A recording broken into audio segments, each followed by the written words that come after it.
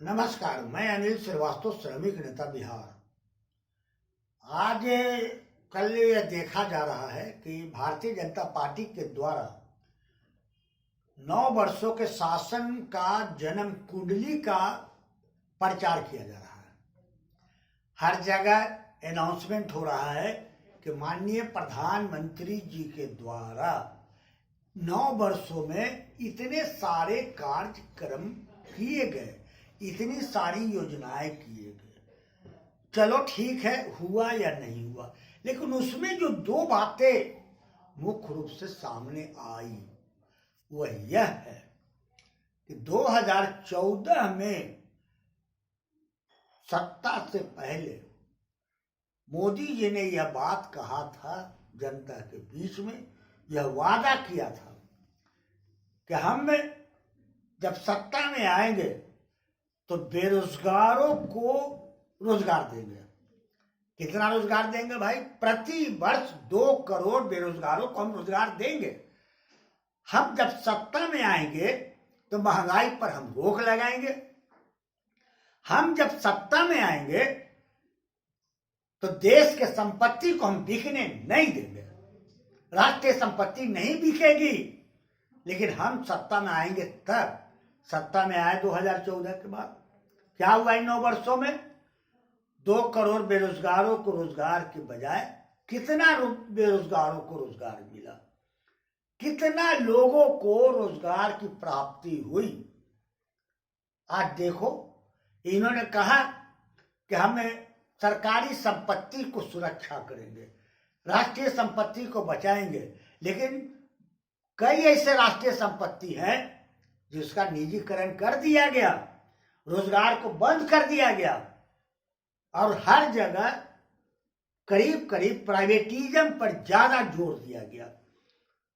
बेरोजगार नौजवान, लड़का हो या लड़की, पढ़े लिखे लोग भागते चले रोजगार के तलाश में, मजबूरी बस कहीं कहीं दुकान में, कहीं कहीं किसी एजेंसी में, किसी मॉल में, कहीं और लैपटॉप चलाने के लिए, कुछ काम करने के लिए, रेडीमेड कपड़ा बेचने के लिए, सोना चांदी ज्वेलर्स के दुकान में लड़कियों को द्वारा सामान बिक्री करने का, ये सारा रोजगार प्रारंभ हो गया। क्यों पर बड़ा प्रारंभ हुआ? उसका सबसे बड़ा कारण है कि केंद्र की सरकार ने जो वादा किया था कि हम 2 करोड़ को रोजगार देंगे, वह नहीं दे पाया 9 वर्षों में। लेकिन ढिंढोरा भाजपा के लोग को द्वारा पीटा जा रहा है, ढोलक ले करके पीटा जा रहा है कि अच्छा देखो हम ऐसे ऐसे किए, वैसे वैसे किए। उज्ज्वला गैस का भी चर्चा लोग करते हैं। गैस मिल गया, लेकिन कनेक्शन जो है, सिलेंडर का दाम 1200 रुपया। बहुत रात चिल्लाया तो 200 रुपया कम हुआ, 1000 रुपया वही, जहां पहले 400 या 500 मिलता था, लेकिन आज 1000 रुपया में है। लेकिन ढिंढोरा पीटा जा रहा है। आज वही ढिंढोरा का कारण है कि बेरोजगार लड़के या लड़कियां प्राइवेटिज्म की ओर काम कर रहे हैं और उनको वेतन क्या मिलता है ये हम भी कुछ पता लगाए हैं। भले वो लोग नहीं बोल पाते हैं क्योंकि मैनेजमेंट उनको हटा देगा। अगर वो मैनेजमेंट के खिलाफ या अपने हक और अधिकार के खिलाफ अगर वहां कोई बात उठाएंगे तो उनको हटा देगा। ये भय के कारण वह मैनेजमेंट के खिलाफ नहीं बोलते हैं। लेकिन मैं समझता हूं उनके दर्द को, उनके जो पीड़ा है कि इतने कम पैसा में वो परिवार नहीं चला सकते हैं। अपने ज्ञान को लक्ष्मी के बदौलत तोड़ रहे हैं, ज्ञान का वैल्यू कुछ नहीं। लेकिन ये हालात ये पैदा हो चुका है। हमने अध्ययन किया प्राइवेटिज्म को और इस नतीजे में पहुंचे कि चलो प्राइवेटिज्म में काम कर रहे हैं लोग, लेकिन उसका एक टर्म कंडीशन होना चाहिए। टर्म कंडीशन हम क्या सोचा?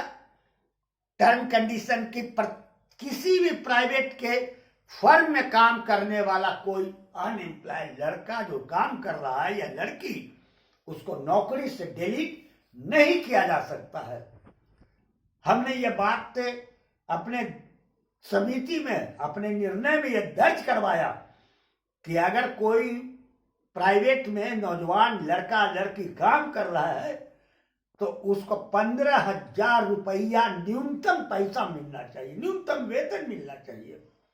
चाहे वो गार्ड में काम करता हो, सिक्योरिटी गार्ड में काम करता हो, सेल्समैन में काम करता हो, सेल्स लेडी हो, किसी को भी इससे नीचे नहीं मिलना चाहिए। ये हमने दर्ज किया। और 60 वर्ष के नौकरी के बाद उसको 15,000 रुपया पेंशन के रूप में बुढ़ापे के सहारे के लिए उसको भुगतान किया जाए। इन 3 सवालों को लेकर के राष्ट्रीय जन कल्याण समिति गया ने अध्ययन किया है और इन 3 सवालों को उठाया है।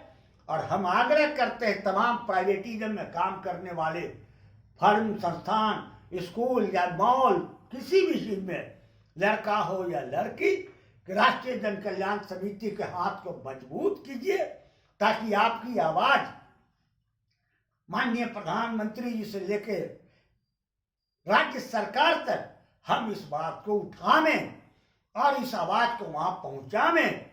और ये जो सच्चाई है, जो ढिंढोरा पीटा जा रहा है, उसके खिलाफ इस आवाज को सामने रखा जाए। ये मैं तमाम प्राइवेटिज्म में काम करने वाले लड़के या लड़कियां से आग्रह करते हैं कि आप हमारे राष्ट्रीय जन कल्याण समिति के सदस्य बने, संपर्क करें और आपकी आवाज हम वहां पहुंचाने का काम करेंगे और कोशिश करेंगे कि केंद्र सरकार इस पर विचार करे।